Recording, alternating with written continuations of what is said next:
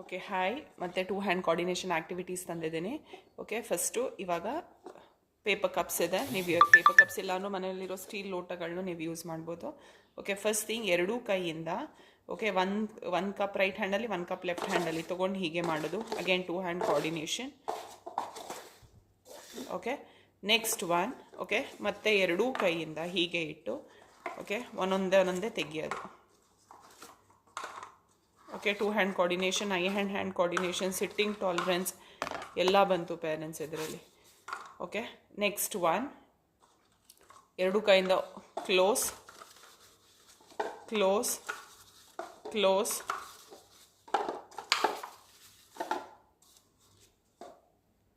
Okay, next ಒಂದ್ರ ಮೇಲೆ ಒಂದು ಹೀಗೆ ಇಡ್ತಾನೂ ಬರ್ಬೋದು. ಇದು ಅಗೇನ್ 2 ಹ್ಯಾಂಡ್ ಕೋಆರ್ಡಿನೇಷನ್ ಆಗುತ್ತೆ. ಇದು ಅಗೇನ್ ಬ್ಯಾಲೆನ್ಸಿಂಗೂ ಆಗುತ್ತೆ. So again